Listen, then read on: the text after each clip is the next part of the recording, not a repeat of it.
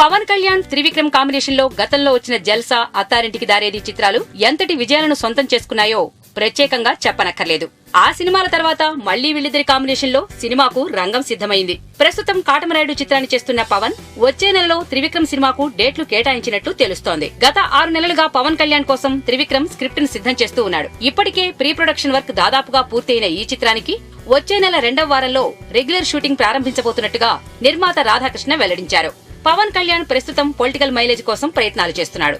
ఇందులో భాగంగానే త్రివిక్రమ్ తో పొలిటికల్ స్క్రిప్ట్ ను సిద్ధం చేయించినట్టు తెలుస్తోంది. ఒక పవర్ఫుల్ పొలిటికల్ డ్రామాతో వీరి కాంబో సినిమా ఉండబోతున్నట్లుగా సమాచారం.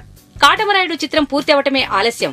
వెంటనే ఈ చిత్రాన్ని ప్రారంభించబోతున్నారు. ఇప్పటికే ఈ చిత్రంలో హీరోయిన్స్ గా కీర్తి సురేష్, అను ఇమ్మాన్యుయల్ ఎంపికయ్యారు.